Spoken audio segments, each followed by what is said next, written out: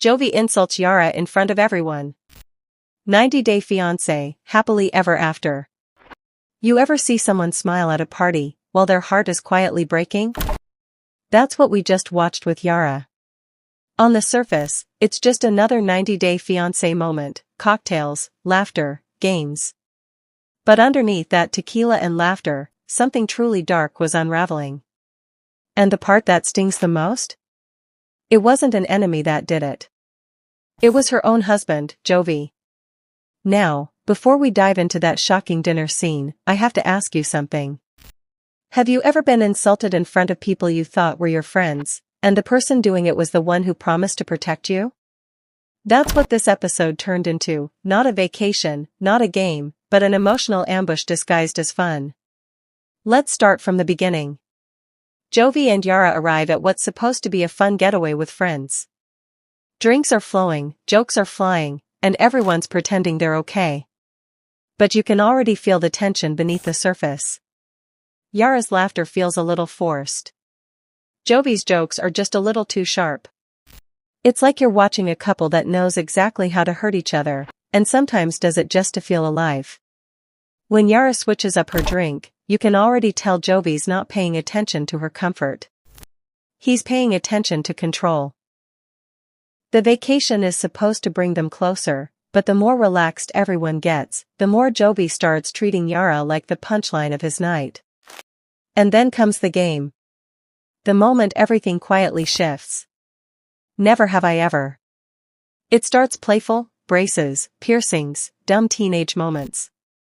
But these games are like truth serum for reality stars. Because when people drink, they stop filtering. When they stop filtering, the truth spills out. And when the truth spills out, relationships break open like glass under pressure. Now, here's where it gets twisted. Jovi doesn't just tease Yara. He humiliates her. He brings up her old pictures, jokes about her face, laughs at her transformation. Everyone at the table awkwardly chuckles, because what else do you do when the husband starts roasting his wife? You laugh it off, even when you can feel it's crossing the line. And here's the secret that makes this scene so painful: this wasn't about a joke. This was about power. Jovi was reminding Yara that he knows her most vulnerable history. Her insecurities, her trauma, the old version of her that she tried to grow away from. And instead of protecting that part of her, he weaponized it, in front of others, to make himself look funny. It's not just emotional carelessness. It's emotional betrayal. Because love isn't about never arguing. It's about knowing where the scars are, and never pressing on them. Let me tell you something from experience: when someone laughs after they're hurt, that's not a sign of strength. It's survival. Yara smiled through it because she had no other choice. You could see it in her body language, the stiff smile, the eyes that kept darting away, the tiny delay before every laugh. It's like watching someone perform their own humiliation just to avoid another argument. And here's what nobody else in that room seemed to get: this wasn't Yara being sensitive. This was Yara reliving the exact kind of shame she's worked years to escape. Because let's be honest, when a woman changes her looks, especially after coming from a completely different country, it's rarely just vanity. It's armor. It's survival in a culture that constantly judges her. And Jovi, of all people, should have known that. But instead of defending her, he took the easy route: mock her before anyone else can. Classic deflection. If I joke about my wife first, no one can notice the real cracks between us. And by the way, if you're new here, this is Breakdown Epic. I'm Sophia, and we dig into the real emotional layers reality TV hides under the surface. If you believe moments like this deserve to be called out, not ignored, then hit that subscribe button right now. Because what's coming next? It's about to get darker than anyone realized. Back to that night, you might have noticed something small when the camera cut back to Jovi's face after Yara got quiet. He smirked. That smirk wasn't confusion. It was satisfaction. Like he felt justified for winning the round. And this, right here, is where the emotional manipulation comes full circle. Because when Jovi says, "You look different now," of course, it's no secret you had work done. He's not stating a fact, he's throwing shade under the disguise of honesty. That's what emotional aggressors do best, they hurt you while pretending they're just being real. They say, "I'm just being honest," as if cruelty becomes truth when you say it with a shrug. But that's the forbidden knowledge of toxic relationships. Honesty isn't an excuse for humiliation. The truth without empathy is just cruelty with better PR. And that's why Yara's reaction isn't overblown. It's protective. Because she's not fighting over an old photo, she's fighting for the right to not be mocked by her own husband in front of others. Now, here's where it gets deeper. Remember that brief moment when Yara says, "It's just really hurtful that you would bring that up"? That wasn't a random emotional outburst. That was trauma memory. She didn't say, "You embarrassed me." She said, "You brought it up." That's the key. It means this isn't the first time he's done it. Jovi's habit of turning Yara's past into a joke isn't new, it's part of their pattern. He teases, she flinches, he laughs, she goes quiet.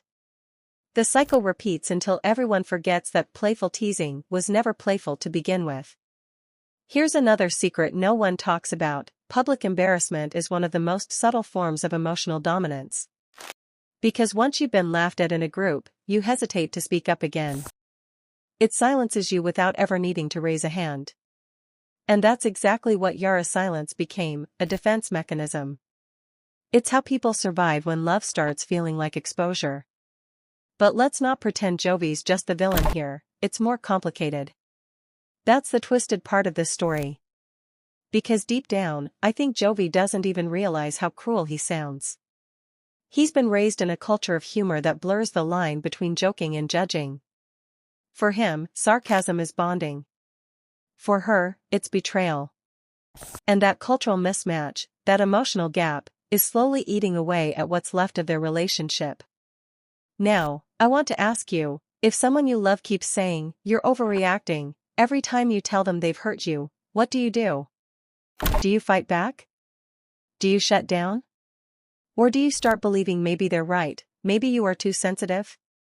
Because that's how self-doubt grows, not in explosions, but in whispers. And that's what Yara's living through right now. A quiet erosion of her confidence, one joke at a time. But before you think this is just about one argument, here's the plot twist. Jovi's behavior at that dinner was a preview. What's coming next in their storyline, and I've seen the early leaks, is the unraveling of their entire emotional power dynamic. Because when a partner starts defending their dignity, the other either learns empathy, or doubles down on control. And judging by what Jovi said next morning, "You always get mad about everything," it's clear he's choosing the latter. That's not communication. That's gaslighting disguised as logic. So let me loop you in on the real secret of this episode. This wasn't about a photo. It wasn't about a joke. It was about visibility. Who gets to define Yara's story? The woman who lived it, or the man who mocks it? So here's where everything starts to burn quietly beneath the surface. Because once the party ends, once the tequila fades, and once the cameras stop catching every laugh, the silence that follows tells the real story. When Yara says, "You should know what to bring up and what not to," that wasn't a fight. That was heartbreak in a single sentence. Think about it, how many times have you trusted someone so deeply that you gave them access to your most fragile pieces, and then watched them use those very pieces as ammunition? That's what happened here. Jovi's laughter wasn't just careless, it was layered. It was the kind of laughter people use to avoid the weight of guilt. And Yara? She's not angry because he made a joke. She's angry because she realized, in that split second, that he doesn't see how much it costs her to keep smiling through the pain. This is where so many reality TV watchers miss the point. They see the tension, they see the humor, they even tweet about how dramatic Yara is, but what they don't see is the quiet conditioning happening in that marriage. Jovi's jokes are slowly rewriting her story. Because every time he jokes about her looks, he reminds her, "I get to define your worth in front of others." That's not love. That's control dressed as charisma. And I know what you're thinking, Sophia, come on, it's 90 Day Fiancé, everyone jokes. But this isn't about comedy. It's about context. The difference between teasing and tearing down is whether it makes the other person laugh